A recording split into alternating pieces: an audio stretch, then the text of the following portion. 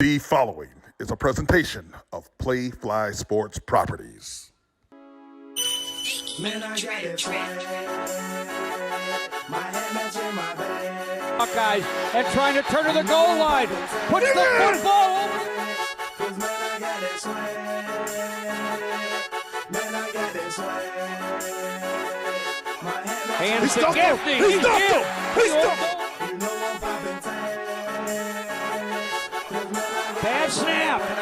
Bobble. Scooped up. Here come the Spartans. Down the sideline. Racing into the end zone. He hits it. He hits it. He did it.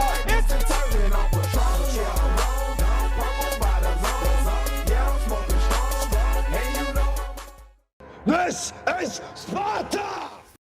You know, he practiced well, and his attitude and want to and everything's been really good.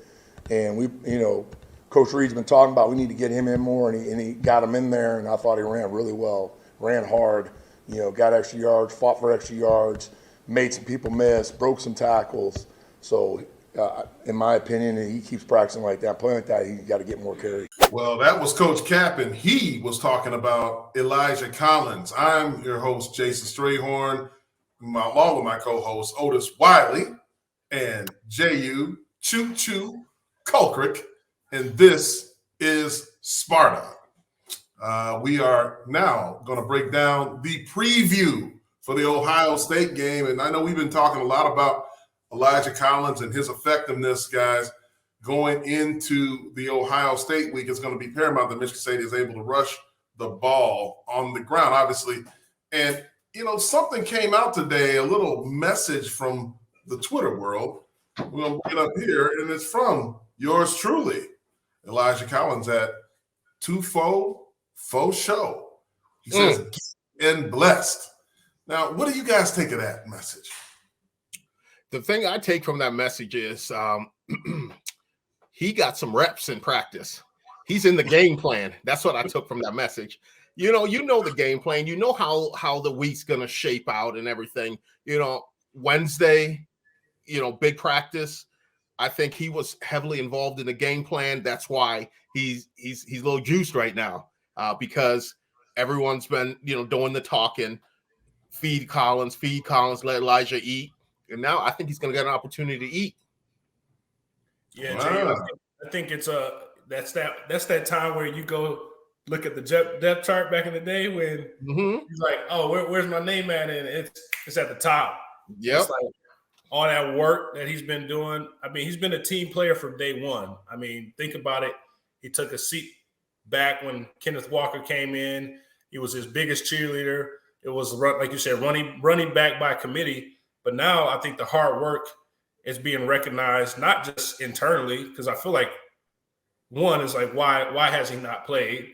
Two is I think Spartan Nation is seeing like there's a different juice when he's in the game. And that's right. Complete. That's transparent and apparent that he is in the game, number one running back. Hopefully we'll see that he gets the start. Hopefully he does get the start this week against the Ohio State Buckeyes as kickoff is set for 4 p.m. in Spartan Stadium. The Buckeyes come in on their first game on the road of the season in week 6, which is pretty rare, guys. They're a top team coming into Michigan State. Michigan State has beaten Ohio State as a top 5 team 5 times in history now, including number one ranked Ohio State team back in 1974 and 1998 when one of us was on the field. Yeah, boy. Yeah, boy. Yeah, world. Yes, sir. So, I mean, this is a little different. They got a team in here who's rolling. They're very balanced. I mean, they're averaging over 300 yards passing and 200 yards on the ground. One of only 2 teams in the country doing that. Michigan State's got their work cut out for them, right, guys? Absolutely. Positively. We already know. It's on the board. You saw the body of work that they put together already. I mean, they're convincingly whipping guys up in shape where, like, it's no, like, oh, man, Ohio State's about to go down. They haven't had that test yet, right? And so they're coming in high and mighty as they usually do. And it's really about playing our ball and not trying to do stuff out of the ordinary, which I feel like we've been doing. It's like, let's play our ball. Go ahead, Jehuu. No, you're 100% right, Otis. And the thing that really struck me that you said is Michigan State playing their game. Years past, I know when we would play a team, there were times that we would go into, Ohio State, or Ohio State would come to us, and we're one loss or undefeated at the time. And we try to change the game plan and do too much. We try to go outside of who we are. What year are you talking about? Because we already know elephant in the room on this one is John L. slapping his face. That field goal year, we try to do too much, and there's chaos. We got to, Coach D said it best. You have to stay the course, and we are who we are. All right, we got to figure out how to amplify our game offensively. We have to figure out how to get stops defensively. We have to play aggressive defensively. We have to get off the field on third down defensively. And offensively, we have to control the clock, keep Ohio State's high-power offense on the sidelines. Even if we go and we get 3 points, even if we have a 15-play drive and you come away with nothing, you're still running and keeping the offense off the field, and that clock control. That's the big thing. We have to do that. We have to stay within ourselves. We can't let the moment get too big and piss down our legs. Can't piss down your leg. Go ahead, Otis. Yeah, you were calling a game when we were playing, right? Oh, yeah. Do you recall Coach D's first year we went to the shoe and we almost made a comeback where like that was the closest that I feel like I've been in beating Ohio State when they had Beanie Wells. They had, I don't even know the quarterback name. This was before Terrell Pryor came in, and Jim Tressel started a freshman quarterback after this game. But I do remember offensively, it was a slow start, and on defense, we had to get turnovers. And I recall too, I was still benched, but then came in, played second half, and took a pick six to the crib, right? Yep, I remember that. Right, and so you called that game. Do you remember that game at all? Oh, yeah, I remember that game. It was a defensive struggle. Now, was DeNicos on that team? No. Nicholas, younger than us, yeah. No, we were able to get some points offensively. Now, don't be talking about defensive struggle. Straight. We were able to throw up some points there. And let me tell you about that game. We were at Ohio State that game, and Coach D, this is how ingrained he was into this rivalry, because he was there, but Michigan State was his home. He made our director of football operation, Brad Lunsford, drive to Ohio State and get Buckeye nuts. Remember that? Oh, and he gave one to each of us before we got on the bus to go to the airport. That's how, mental, that we are who we are, we own them kind of mentality that Coach D was trying to bring to the program. Is this the game that ended up at 42-39? That one? No.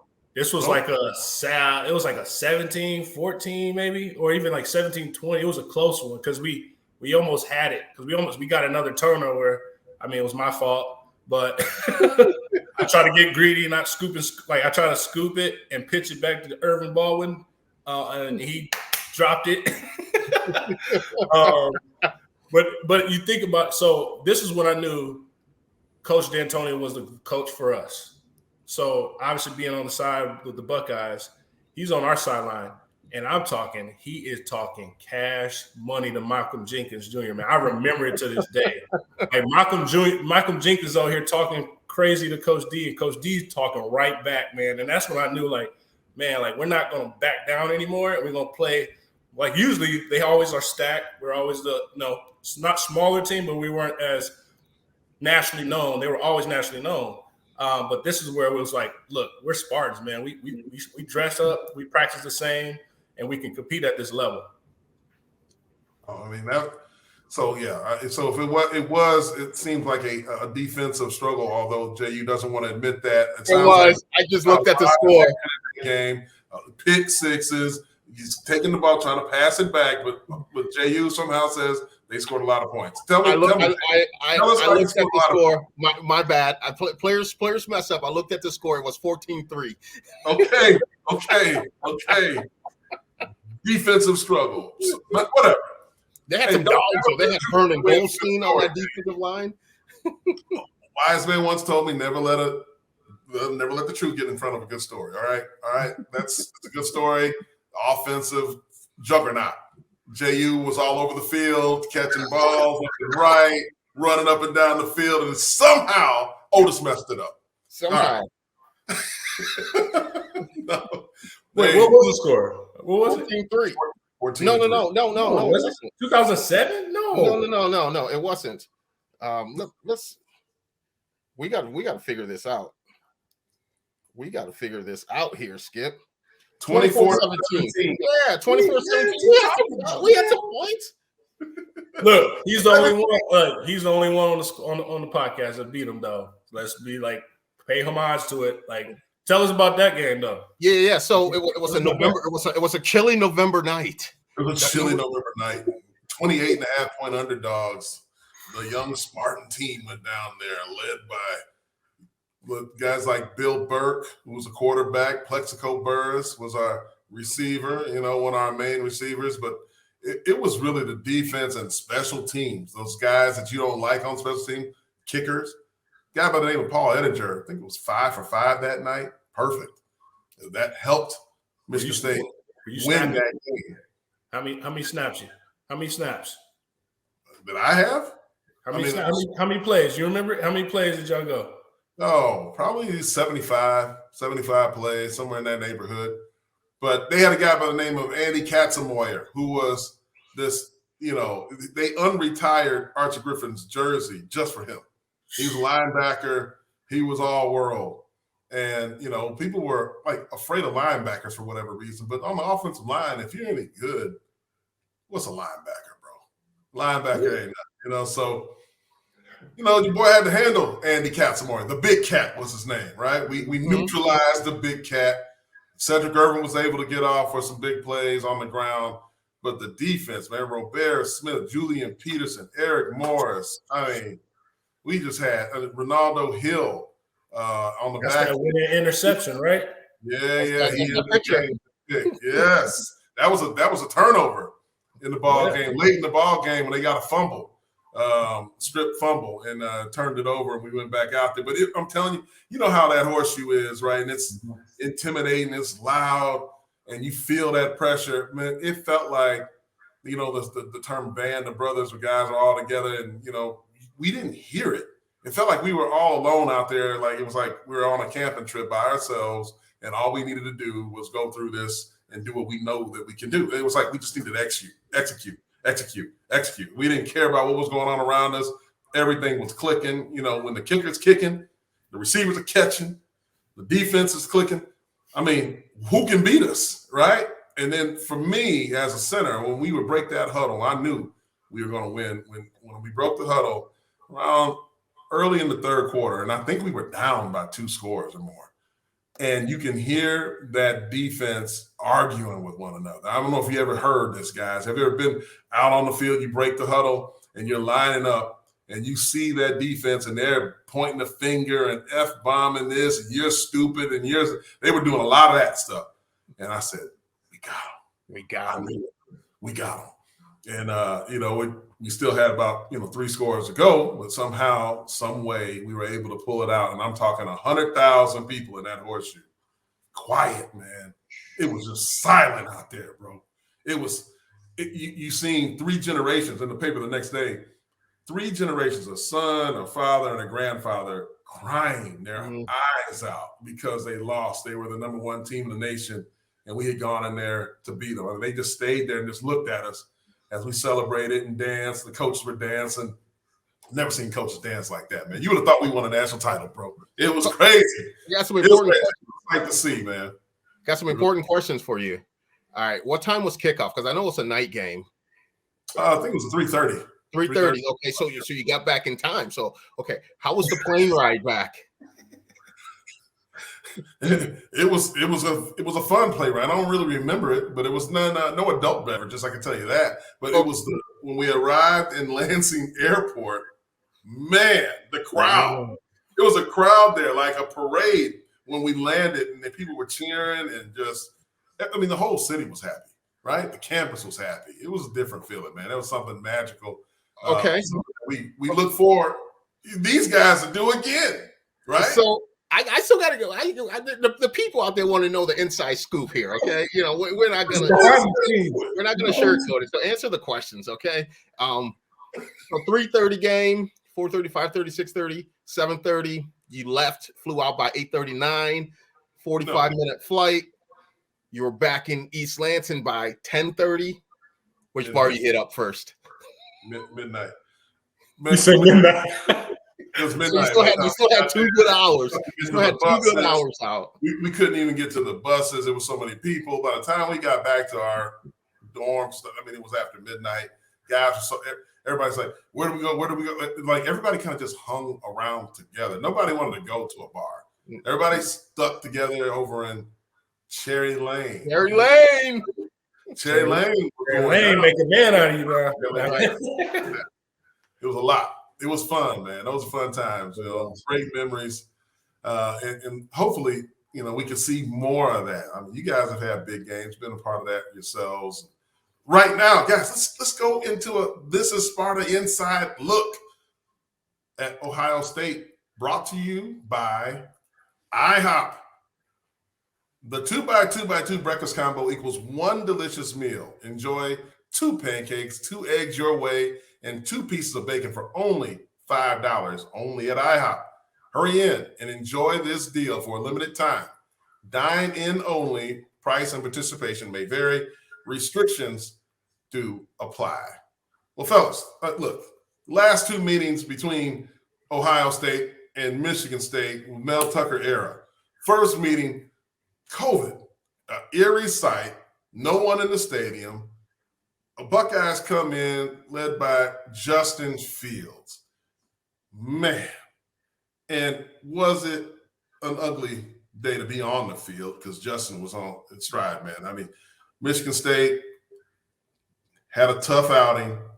You know, like Justin's playing for the Bears right now. It looked like he could have been playing for the Bears then. He goes on, you know, throws a touchdown there. Then we are in the end zone. And I mean, can you believe this one? Oh, Lombardi, a pick 6 to a defensive tackle. He ran out of the end zone. Like we were like, wait, what happened? He was playing Madden and he was gloating. Yeah. Like he was ready to run the other way, and his buddy, his teammates, like, hey, you scored. Oh, I scored? Yeah, you scored. Incredible, man. So that game ended up 52-12 2 years ago. And we go on to last year, as we know, in the horseshoe. CJ Stray. I mean, how many first round or wide receivers went to the league? They had like 2 or 3, right? Three went to the league, 2 first rounders. Yeah, I mean, we got to give credit where credit's due with Coach Hartline, man. Brian Hartline, we played against him, man. He is an X's and O's schematic receivers coach. I mean, he gets those guys every year playing at a high level, and it looks like, you know, we're not communicating. Sometimes it's just how the chips fall, man. But it definitely last year was one of those like kind of humbling beatdowns of like, we're not there yet, right? We're not there yet. So give us some time. But with seeing CJ Stroud, I mean, he basically almost won the Heisman on us based off of that one game. So, yeah, you know, you talk about, you know, CJ Stroud and Michigan State came into that game 9-1, if you can remember. If you recall that, you know, Kenneth Walker III was a little nicked up in that ball game. You had the loss to Purdue. Outside of that, Michigan State would have been undefeated going into that ball game. And if you can recall, if Michigan State beats Ohio State in that game and they go on to finish the season the way they did, they're probably in the playoffs, guys. I mean, that's how close it was last year. Yeah, definitely. They definitely are in the playoff with the way that things shook. If they finished like we did, and the Ohio State Michigan game ended like it was because we beat Michigan, we're in the Big Ten title game, and I think most likely, K9 staying back to playing that Big Ten title game because there's greater hopes of jumping into that the playoff talk there. But Otis said it. He said it exactly right. Ohio State game, that's a measuring stick for a program. If you can hang with these guys, your program's where it should be. And Coach Tucker said the same thing. After last year's defeat, he said, we're not there yet. We got to get guys in here that are there. So if you're a recruit, if you're a guy, sitting out there and want to be part of something great, want to build a legacy of building a program and coming to be part of that program, to have the stories that Strayhorn just talked about, going and defeating number 1 Ohio State in Ohio State. This is the program to come to help build a part of that. And it's something special when you can build a part of a program, just like when Coach D was here. I was fortunate enough to be here his first year, and every time I talk to him, he say, the guys like you, Otis, those guys in your first and second year, that's the building block for building the program. And so if you're a recruit watching, you're coming to the game, I know we have a lot of recruits coming out there on Saturday. This is something special you can be a part of. Oh, well said. I mean, look, Jehuu, this is what Mel Tucker dreams of. He talks about building a team that can go on the road and pound Ohio State. That's because that's the measuring stick. We know that. Obviously, we want to beat Michigan because that's the rivalry. That's the backyard brawl. That's everything. That's little brother, all that stuff, right? But if you want to be a major factor in the country, then you've got it. The road goes through Columbus. This is the way it is. They've been excellent. Absolutely. 35 and 15 over the last 50 meetings against Michigan State.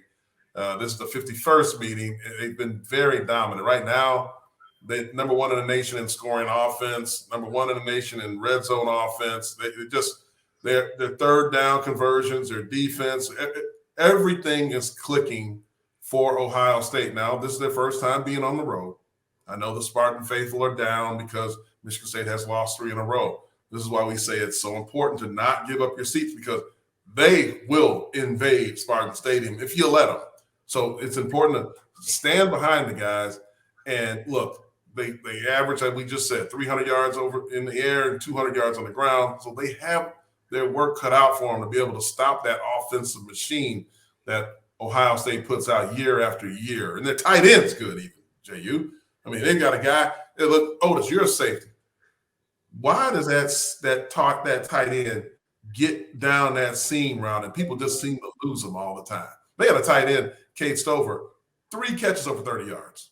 Yeah, and honestly, I thought we had 2 tight ends ourselves when we just kind of stopped throwing them the ball. But I think it's, as a safety, the tight end is almost sometimes where if you have an athletic tight end, that is like a game changer. We talked about this, about that's mismatches for outside linebackers. If you got a tight end who's quick, crisp routes, big, tall, and can block at the same time, where, I think with Ohio's tight end, Cade Stover, he does a lot of disguising where, he might be blocking down and he just releases and he's just smooth, man. And so I think it's keeping your eyes. We talk about eyes on your man, or don't get lost in the backfield. I think it's where, you got to trust your other players up on the mid-level and the front 4, is that they'll do their job and I got to do my job, and not let the team down by jumping a route that I shouldn't be jumping. Stay the course. Coach Barnett says it all the time.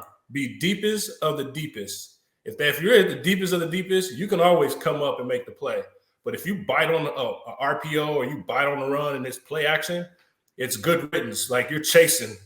It's not going to cool school. So I think it's one of those opportunities where if we just stay the course, stick to the game plan, trust the coach's game plan, play ball, do your job, I feel like we'll be able to be competitive.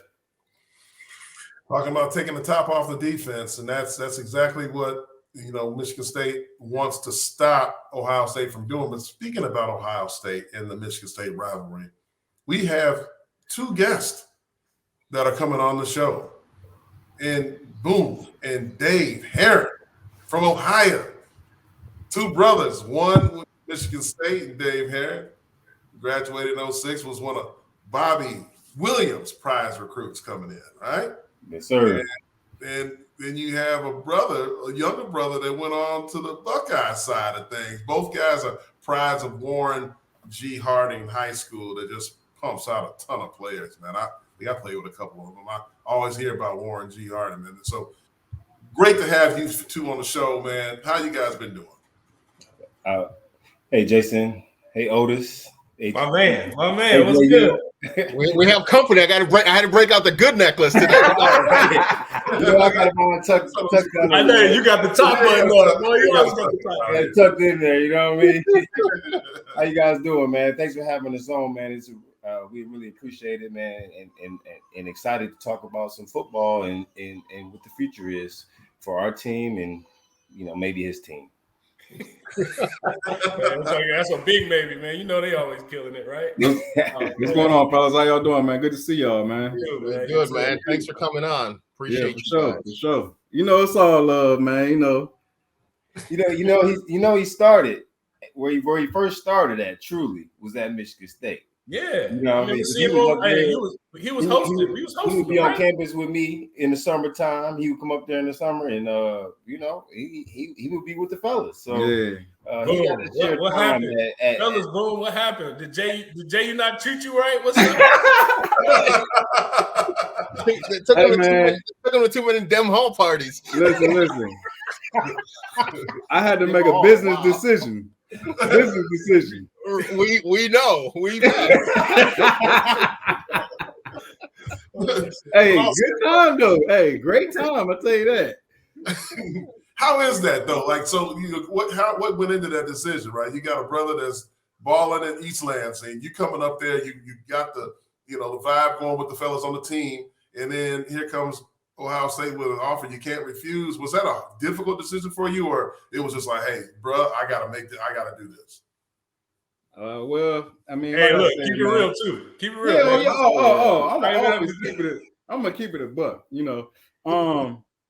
I mean, honestly, it wasn't really a hard decision, man. Just in the direction that Ohio State, just how they was playing, for me, I wanted to have a great college career and go to the next level, and just seeing how those guys were, putting guys in the league, every year, you know what I'm saying? And just the tradition of the running back room there was just so great. And then playing for Coach Trussell was just like, being from Warren, Coach Trussell, Youngstown guy, like it was just everything kind of just added up where Ohio State was the right place for me to go.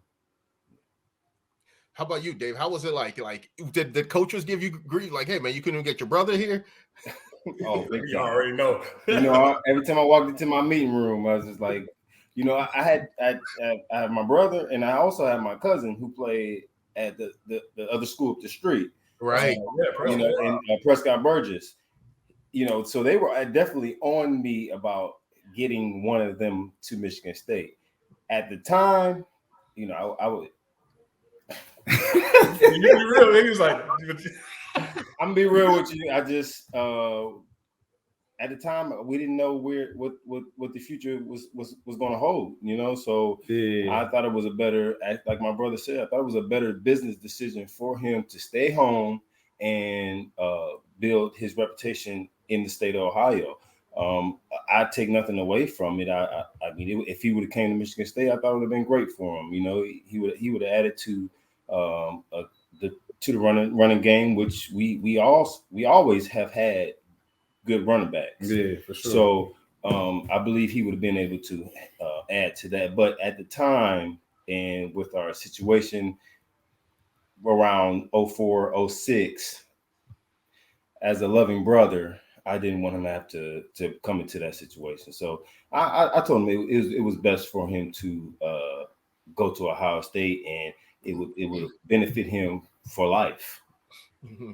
Well, that was very selfless, right? I mean, like, it's not always about just being, hey, I'm your brother, you got to follow me, or, I'm your father, or whatever it is, right? Sometimes you got to look at it for where that particular school is at the time that your loved one is getting ready to make this decision, right? And that's a selfless decision on your part, Dave, to let him make that decision that was better for him at the time because of what was going on in East Lansing. Go ahead, Jehuu. Yeah, see, you see how straight through there your brother or father, because he got some highly recruited boys there himself, so he's trying to take that pressure off him. So I see that. So hey, look, I think it's people don't know about the Herron, the family, right? So Bishop, I mean, y'all come from a lineage of obviously gospel, southern, like church religious folks, right? So like talk about Bishop, man, like as a father figure, like obviously I met Bishop, right? I met him. We all did. So, like, we all did. Everybody met him. Like talk about that where you got a father who you guys all obviously respected. But like how was his involvement in your decision? And one, you going to Michigan State, but also Ohio State.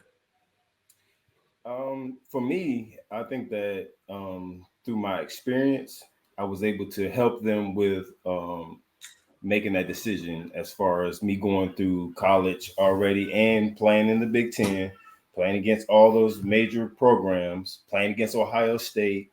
I felt that at the time I could just give my family just my point of view on where it would be better for him. I think that, I feel if I was maybe from Michigan, it would be a different. It'd be different. Totally. I think it would be just a little different. I'm an Ohio boy, but I do live here now. But I just think it just that connection that you have when you stay in state is just a little bit more solid. Yeah. If I can use the word. And we get many players from different states, different cities, and they come and play in East Lansing. They go to Columbus, all over the place. But at the time, like I said before, I believe that it was just so important that he stayed home and just build his career in Ohio State. So hopefully I answered that. Yeah. So Dave, the really, because you can't gloss over the fact you came to Michigan State, you balled out at Michigan State. You were a hard-nosed football player, hard hitter. You had that old school mentality. I used to hate seeing you lined up in the linebacker position in inside run drills. I used to hate that. Jehuu, hating you. We talk about it. It wasn't the funnest thing. But I mean, you were about 235, 240, maybe. So 265. No. And you already know the mentality that our coaches were trying to set. We were inside run for I believe two days out of the week. I think sometimes teams just might do inside one run during the season just once a week. So you can just get that good pop, you know what I mean, to get you ready for that week. We were banging. That was y'all problem. We were banging every day. Okay? We were hitting every single day. We got a point, though. It's true. I don't know if you guys. I'm sure you remember this, but when we play on Saturday, we used to go in on Sundays and have full pad practices. Right. And we used to go at it. Yeah. It wasn't no stretch and strike type of thing. It was we were hitting. We were hitting, and then we would go from Sunday, maybe, and we'll get Monday off. Then we'll go to Tuesday, and we'll go straight into inside run the first period. Okay, and then I got Jehuu back there. Then we got Javon Ringer back there. Who else you had? Cobb. Yeah. You know who they put up at fullback? Who? Oh man. I forgot his name. I'm sorry. But he was big. You know what I mean? ISO after ISO after ISO. And I believe that he was just trying to they were trying to build a strong and a mentality like they wanted us hitting, and they was trying to build the program of toughness. But I feel like it might have backfired a little bit because too much hitting sometimes cannot be as well, you know, especially late in the season. I Right. shouldn't be hitting Jehuu Caulcrick week 8 I feel you. when we're both starters. It's like Trust me, I don't want to be hit either. right. And it's not. And Jehou's running the ball hard now. We all know. Yeah, he hated me because I'm going for the leg. I went for the leg, bro. Does not lie. You know what I mean? Jehou's coming downhill, and then you got a big old fullback coming downhill in front of him. So it's just, you know, you gonna sink or you gonna swim. So I was choosing. I'm gonna swim, even though I might have shouldn't be hitting. I mean, it was the mentality, but we definitely prepared very, very hard during those weeks, and it was a lot of hitting. I tell you that right now. And Otis, you already know they used to bring you down there in inside run. Yeah, I hated it, dog. I hated it. I hated it. Come down there and feel. Yeah, but it did train me to be a warrior though, because I was like, either I take these L's in practice, but in game days, like I'm bringing that thump. But I think boom, they was doing pro style before we even thought about pro style. Fresh. It was helmets only. You know what I mean? Like they coming to the game fresh. Right. We coming to the game limping. You know. Unfortunately, we would come. I mean, I remember one. I don't know who we were playing. I think it was Illinois. I think I woke up one morning and it was game day, and my ankle, I could not move my ankle. I went through the walkthrough, everything was fine. The next morning I woke up, I stepped off the bed, and I could not put no weight on my foot. And I'm just like, man, what did I do? It must have been something that happened during the week. You know what I mean? So like you said, some guys are in that pro style type of type of team, and some guys were just out there just banging because we were trying to. And just so we set the record straight, this was the John L. Smith era. Everyone knows that. You know, that's a good point to say, Jehuu. You know, I don't want to say, I'm not going to say nothing bad about nobody. I'm not going to say nothing bad about our team, but you know, that era was it was tough. I'll say this, Dave. John L. Smith had better talent than Coach D had the year they won the Rose Bowl. I believe I agree with that. I believe that everybody on our defense, they had a shot in the NFL. They had a chance to get their foot in the door, and I think that if you even get a chance to put your foot in the door, that speaks volumes. It's so hard to get to the NFL.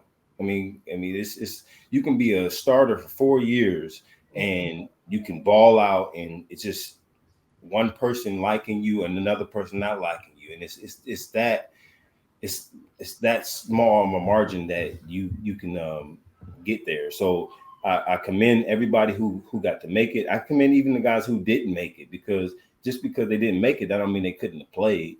It's just their opportunity. Right. Mm-hmm. And then, so on that, guys, you talk about like the John L. Smith era. I played in the Nick Saban era, and we were banging like crazy too. It was ridiculous, right? But you know, talking to Nick now and seeing how he runs his program, he's changed, man. I don't know if it's softening up or evolving, whatever it is.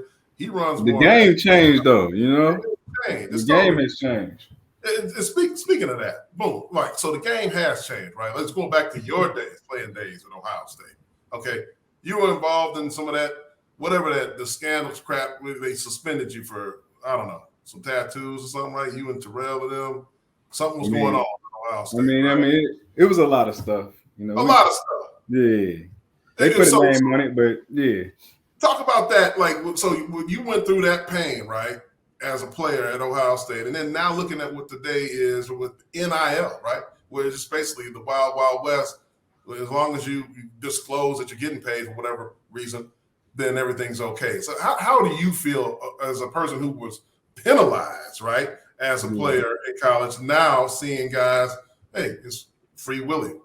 Honestly, how do I feel? It's funny. A lot of people ask me, like, I'm very happy for the players.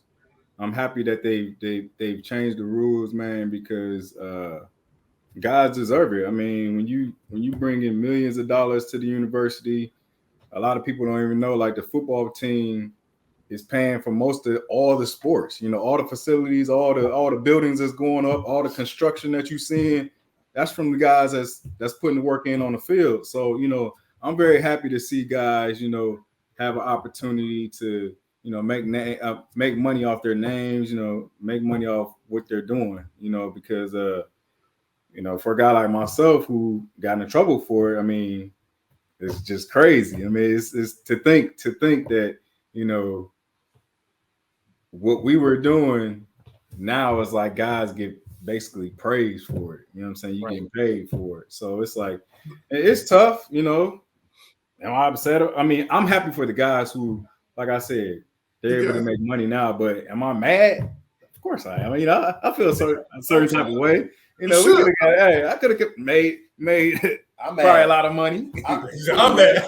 I'm mad for him. But the thing too is, I'll jump in here too. Like, you're pissed off about the fact that, you know, the money side of things in college. But I think too, you had an opportunity. You had to miss 6 games your senior year, and also to show to your character and your work ethic, you hadn't missed that 6 game. You were still voted team captain by your peers. That says something. All right. But the thing is, so you missed 6 games, you played in 6 other, and you still had some yards, but that took away from, you know, your draft position. Yeah. You know, that's not, you know, we missed that. You're not putting film out there those 6 games. Yeah. I mean, not even just it kind of tarnished my character too. It made me look like I was a bad guy who didn't you know, care about the program. You know, it's so much that, you know, a lot of people don't know that y'all gonna hear about pretty soon, you know, but stuff happened, and, you know, you go through that process, and like you said, you hurt your draft status, you know, you miss games, you get stats taken away. It's all type of stuff that happened. But, you know, at the end of the day, you know, we move forward. And, you know, it's like it happened, but then, you know, the next year they go undefeated and can't play in a bowl game, you know. But the year that we get suspended, we played in the bowl game when we were suspended. Oh, it get deep, bro. But like I said, we ain't gonna go too deep into it tonight. So okay, you said earlier you went to Ohio State. It was in home state. Coach Tressel had a big part of that. And with this is when Coach Tressel was suspended 1 game, and then he went and said, "Hey, I want to be suspended the same amount of games with my players." How did that make you feel, and what's your relationship like with Coach Tressel? Oh, Tress is my guy. I mean, even to this day, like we still tight, and we kind of, I mean, we talk about the situation now. It's just like we all just like, wow, it's crazy that now guys are, you know, they getting the bag now. You know what I'm saying? You know, they getting praised for it, and, you know, it's almost like, you know, obviously there were guys who got in trouble before us, but I feel like we had a mark. Like, we had one of the biggest stories when it came to like the suspension stuff, you know what I'm saying? Like breaking on, because you know what it was? It was so big because at the time, that's when like social media started taking off. You know what I'm saying? You had Twitter and Instagram and all that stuff. Like it was stuff that happened way worse than what we did back in the day, but it just never really came out because you didn't have all the social media and all that stuff. So I don't mean to cut you off, but for the record, it's crazy. You know, I don't mean to cut in, but he went through this, but my whole family went through this as well.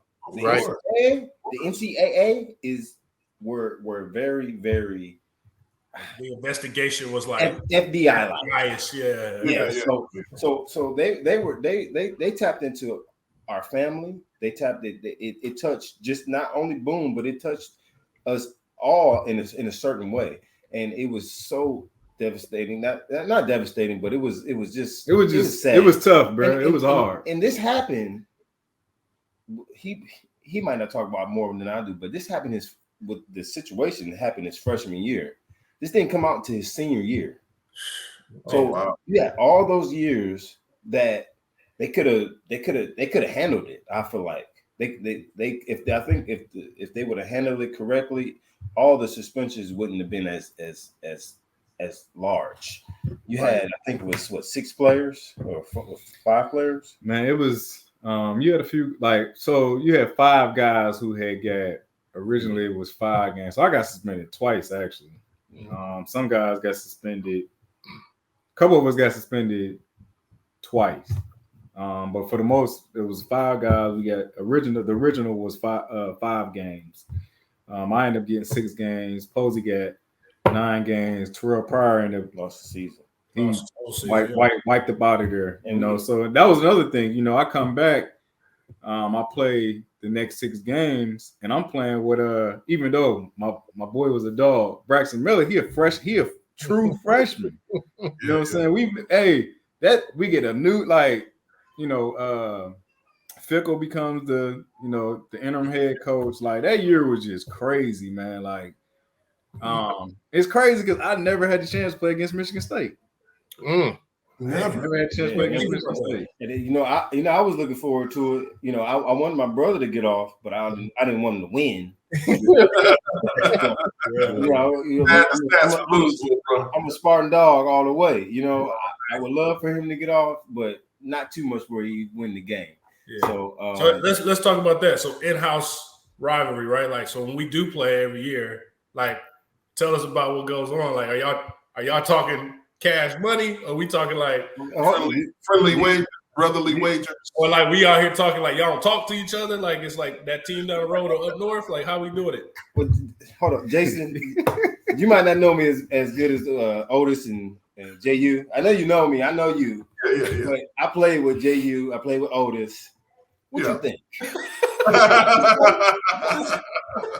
What about that year? What about that year? What do you think, Otis? Like, yeah, we talking like, fast. you asking stupid questions. You Fast, already know. Hey, we know what? We got into one. I think we had one heated argument at my parents' house. It was bad. And my parents, See, that's what I want to know. We want to know that. Though. My dad came downstairs like, what's going on? What's going on? Hold on. I'm like, Dad, calm down. We're not like mad at each other. We're just the competitiveness in us was coming out. You know what I mean? We were going back and forth. And I think that's the year I believe Michigan State beat Ohio State. Is that the Big Ten championship? I think they beat them at home. Was it at home? Oh, that was the field goal kick with Geiger. Yeah. Geiger.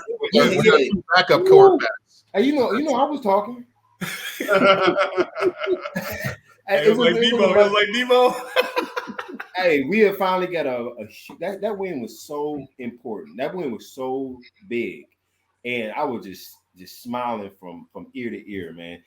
What we went through when we played Ohio State was terrible. We were up. We were playing in Columbus. We talked about it. We were playing in Columbus. We were rocking on defense. You know how many on defense I played? I think it was 48 snaps. When you play 48 snaps on defense, you're supposed to win the game. You're supposed to win.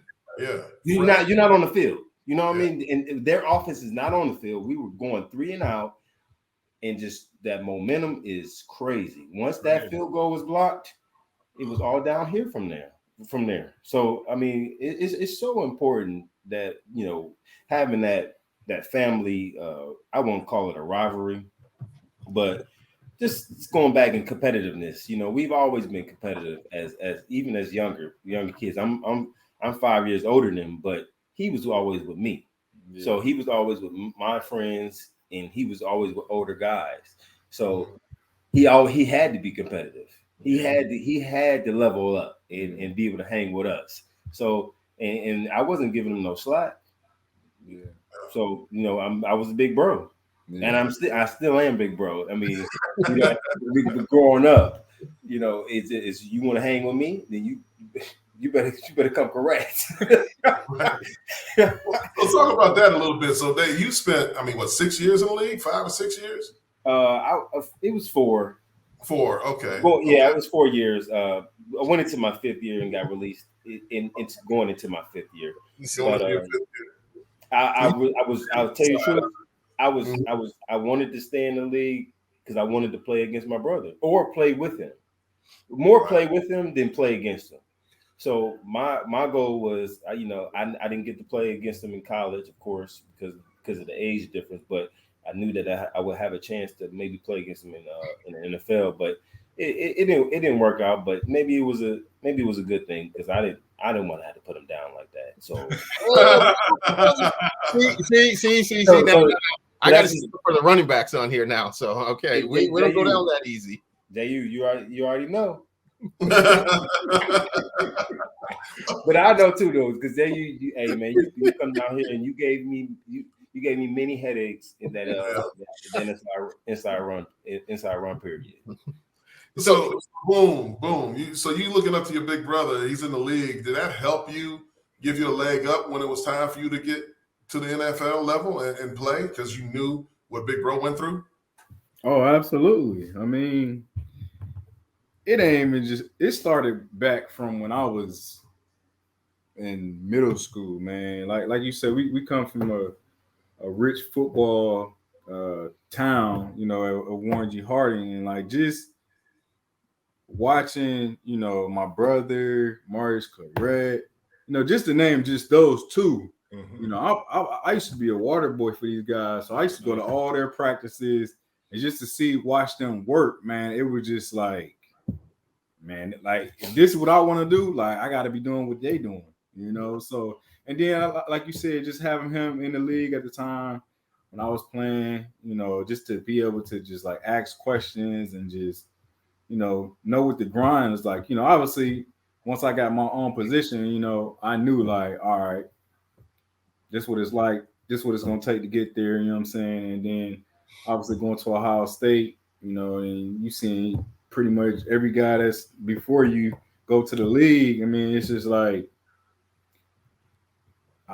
I knew what to do to get there, you know. So it made it easier though, because you know, like I said, you know, looking up to him, seeing him, you know, grind through it and make it, and just having good people around me. I mean, I was very fortunate and very blessed, man. And, you know, all praise to the man upstairs, you know. Amen. So go ahead, Jay. Go ahead, sir. I want to go. Let's jump to the league. Both you guys played in the league there. Dave, you were in Minnesota. Boom, you were with the Colts. And, you know, I gotta give a shout out. You had a little stint there with the Buffalo Bills there, you know. I got to give a little, you know. Yeah. Bills Mafia, you know. Oh, yeah, you already know. Great. I got love for Buffalo, man. You know? Buffalo got love for you. Buffalo got love for all the players. Yeah, for sure. So when you got to the league now, you had a little change now. I know, boom, you had change in Ohio State, but you got a little change. Yeah, he was ready. So what was the first big purchase? For him or me? Both of you. Okay. Go ahead, Boom. I gotta go first. I'll go. All right. So I'm ready for this one. Okay. Let me get you right. So we'll go back to my dad, okay? Yeah. My dad is, even though he's a bishop, he also is an entrepreneur. Growing up, he also had houses where he would buy and flip them and he would sell them. My dad one time bought a house for $10 and turned around and sold it for $10,000. So when I see him doing things like that, he of course would tell me, son, you got to get some property. So what I did was, this wasn't my first year. Of course, I was young. So I would say my first thing that I bought was a champagne colored Hummer. And I just at the time. Why champagne? You know, I pulled up to the lot and they just called my name. Hey. So it's a crazy story about this. I don't want to hold us up, but can I tell my story about this? Yeah. Hummer. How much time we get? You good. Okay, all right. We might be on it for a little bit. We got Drew coming on that after y'all, but yeah, we good. Okay, so champagne Hummer that I got. So I was in Minnesota through mini camp, through OTAs, mini camp, preseason camp. Went through the preseason with Minnesota, right? So I'm going. They kept on telling me all 32 teams are looking at you. They kept on saying that to us, They said it don't matter what you do, just understand when you get on that field, you are auditioning for all 32 teams. And I guess it must have stuck with me. So my rookie year, Minnesota decided to put me on practice squad. You know, when you got to go on the practice squad, they got to put you on waivers. So when they put me on waivers, New England claimed me. So I'm sitting in my hotel room thinking I'm about to go to Minnesota and sign my practice squad papers. And my agent calls me and says Bill Belichick wants, you know, he's on the other line. They just claimed you. And I'm like, what do you mean? I didn't even know that New England was even looking at me. I had no idea that they had any eye on me. So I made the active roster my rookie year in New England. So as soon as I pulled to New England, it was a car dealership across the street from the stadium. Right? I'm like, how? Like, why? You know, I mean, smart for the car dealership, right? So I go to the car dealership and I pull up and it's just this champagne colored Hummer. And I'm like, man, that thing is just calling me, right? So after 2 weeks in New England, they decided to put me on practice squad. Then Minnesota claimed me back. So then I went back to Minnesota and spent the next 3 years there. But I knew I didn't forget that Hummer. So I called the guy in Foxborough and I said, I need you to ship me this Hummer. Right? So I was like, I gotta have this Hummer. And I probably could have got a Hummer from somewhere else. I'm pretty sure. But at the time, I think Hummers might have been big. It was 2006. Yeah. Hummers was kind of Now big. Now they back, man. No, they are back and bad. They're bad too. Yeah. So that's how I ended up with my H2 Hummer. You know, I got a ship from Foxborough to Eden Prairie, Minnesota, man, and I held on to that thing for a while until I upgraded. But that was my first big spend. But I'm kind of all over the place. But my dad told me to buy a house, and I bought a house, and I flipped it and made money off of it. But that was my first big purchase. Sorry, that was a little long-winded. But what was your big first purchase? God. Sorry.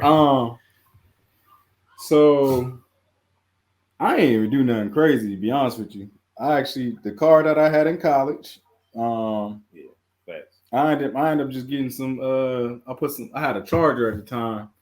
I threw some 4s on there.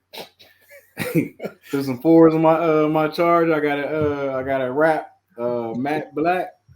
And that was my first major purchase. After that, I was just chilling. He had the fastest, slowest car ever. It looked fast. Fast, slow. It looks it, yeah. It looked fast, but you put that thing on horseback, everyone gonna know it.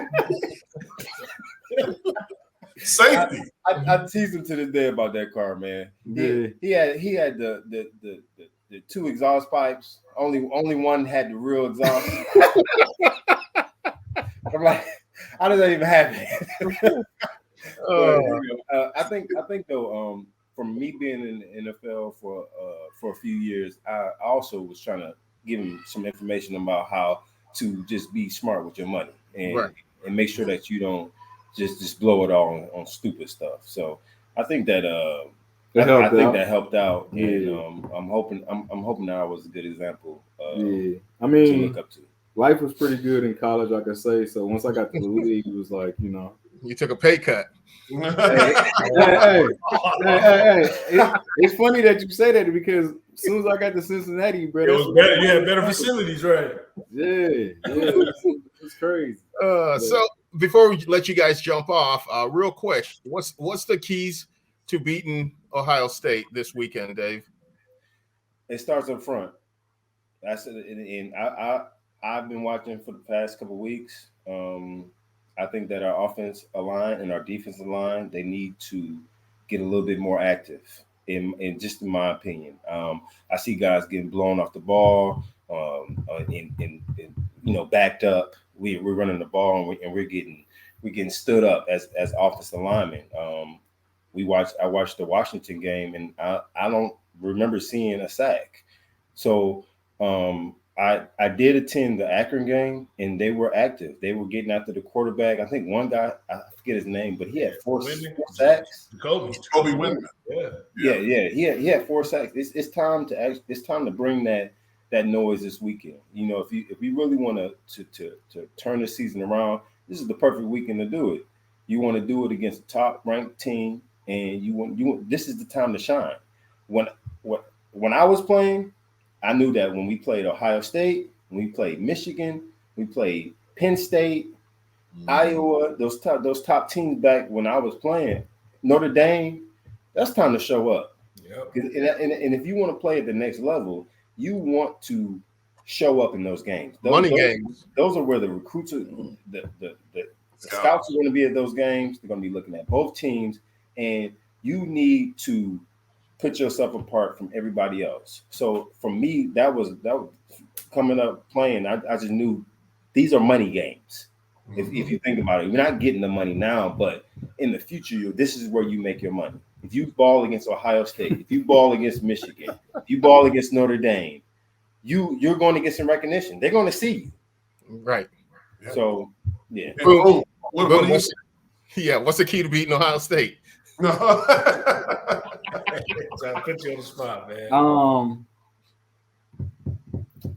The key to beating Ohio State. I couldn't tell you.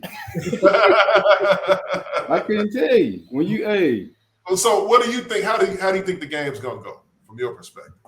From my perspective,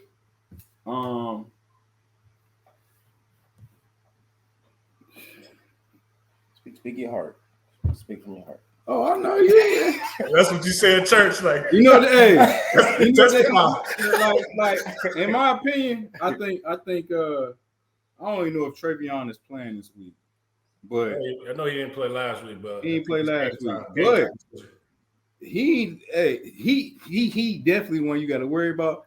But that Maya Williams, Jehuu, that's Jehuu. You know what I'm saying? Like he coming downhill. You know what I'm saying? And then, like honestly, bro, they got so much talent. I think Ohio State just figuring out, like, you know, when you have so many guys, it takes time to like figure out who plays what part. You know what I'm saying? Like, you know, but like for a game like this, bro, like as a guy that played at Ohio State, you always know like this is like a setup game. You know what I'm saying? Like everybody got us circled on their schedule. Like we target it every week. So we have to play, like we got to play our best game every week because we know we're going to get everybody's best shot. So it's like, you know, this week we know it's always a dogfight with Michigan State. I mean, obviously the last couple of years, it's been what it's been, you know, but it's going to be a fight, man. I mean, anytime you play any game in the Big Ten, it's going to be a dogfight. And, you know, and I can honestly say, as a guy that played at Ohio State, we expect to win every game in the Big Ten. No disrespect, but we expect, like, we're supposed to run through the Big Ten. You're supposed to win the Big Ten championship every year. You're going to the playoffs, and we're gonna see whoever we're gonna see when we get there. That's just our mindset, because we like that. I'm sorry. No disrespect, you know what I'm saying? But that's just the mentality that they built in us, man. Like we the best team, you know. As far as the Big Ten, like you got to come see us, you know, because we the big dogs. So, but we know it's gonna be a fight every week, so you gotta be prepared. You know what I'm saying? You know, y'all was banging. We watched a lot of film. You know what I'm saying? Yeah. Tress was big on assignments. You know, this might sound crazy to y'all, but Tress say most important play in football is the punt. We used to be like, what? You know what I'm saying? But if you understand how a block punt, how big of a change that can make in a game, or somebody returning a punt for a touchdown, you start thinking about it, you be like, you know what? You're right. Momentum swing. Momentum swing like a mug. But I'm looking forward to a great game. Are we doing score predictions or what? Yeah, Go ahead. Go ahead. Oh Yeah, go ahead. Be a meme. Be a meme. No. I want to ask y'all. Like, I mean, how do y'all see this game going? Don't freeze up now. I'm just asking the question. Listen, it's all about who wins the coin toss. I want to hear from the OG. I want to hear from the OG. Well, OG. Straight's the only one who beat Ohio State. Yeah. Like So I can say like this: like, look, Ohio State comes in definitely with way more talent. They're on a roll. They're number one in all kind of categories nationwide, offensively especially. For Michigan State to have a chance in this game, they got to take the ball away. They got to be way up in the turnover margin. They're going to have to play the best players at every position for the duration of the game. I can say that I don't know if I can say that any clearer. The best players need to play the game in their positions for the duration of the game.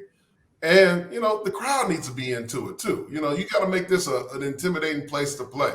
Right now, we're trying to give tickets away. People aren't really trying to get the tickets. So that's concerning to me. If Ohio State Buckeye fans, this is their first road trip, they're gonna be in there. Yeah. See that right there, they're gonna be in there. Logically will mess with the Spartan players. But if Michigan State shows up, they rally. From what I understand, the players at practice are still having a great attitude. So they haven't broken down just yet. And those guys in the locker room on both sides of the ball expect to win, right? Every player thinks that, man, we can beat these guys. They have a chance. But, obviously, if all things being equal, Ohio State will win the game. But there's a path for Michigan State to win it. And, again, it's going to have to be with taking care of the football on the offensive side of the ball and taking it away on the defensive side of the ball and creating more opportunities to score and just being a hell of a day against C.J. Stroud and trying to confuse him and not let him make all kinds of Heisman Trophy highlights on the Spartans. So that's. I would say this. I got mad love for Tuck, man. Him being a Cleveland guy, coming from Ohio State, I think Michigan State is definitely. I mean, obviously, y'all having a rough year this year. Don't want to say rough. I think we're just starting off slow, but I think he gonna put y'all in the right position and get the guys in there that need to be in there, man. Because one thing I know for sure, he's a hell of a recruiter. Yeah. And, he's a hell of a coach. So I mean, just be patient. I know everybody want to win right now, but y'all definitely got a good one over there for sure. It's marathon. Yeah, man. Well said, man. No, I appreciate it. I'm not gonna put Otis and Jehuu on the spot. I know. Right. Hey, I'm looking forward to seeing you guys at the game on Saturday. We're gonna kick it. I'm looking forward to it as well, man. Yeah. I'm I got mad love for Michigan State, man. I mean, I feel like I started at Michigan State, with y'all. I feel like I grew up at Michigan State, to start it off. So I appreciate y'all, man, all the love y'all showed me and, helped me. And, it's all love, bro. I love, man. Appreciate y'all, man, taking time out. All right, guys, appreciate it. And man, thanks for having us on, man. I really appreciate it. It was great talking to all three of you and sharing the screen with my brother. It's awesome. Nice. Yeah, it's a beautiful thing. All right, man. Go Bucks. All right. Go Green. Go Green. Go right. Peace out, brothers. All right, guys. I'll talk to you soon. All right, too. Wow. Oh, that's a fun times. Fun. That was great, man, talking to those two guys, man, catching up and getting interesting perspective from Boom on like how his time in Ohio State was and how he was able to battle through the criticism, the character assassination for getting paid, man. And now guys are getting paid. That was one of the takeaways for me that was like eye-opening. But really, the love that you could see between the two, the brotherly love, man, that connection, man, that was beautiful. That was beautiful. Definitely. I think the one thing that we played with Dave, man, and I mean, Dave taught me a lot from a standpoint of how to come with it every time you get on the field, right? Like every time you strap up, it's a privilege to be out there wearing the green and white, kind of having that Spartan dog mentality where, you know, as a young freshman pup, you know, I'm playing and, you know, he's coaching me up on stuff of like on the defense and what to look at on offense. And, you know, you can see that he's a leader and you can see how he obviously has led his younger brother into what he is today, man. So I'm glad we had those guys on, man, because it, you know, we saw reviews, we saw our followers talk about how transparent and how real we are on this podcast. And man, that's why I love being a part of this crew, man.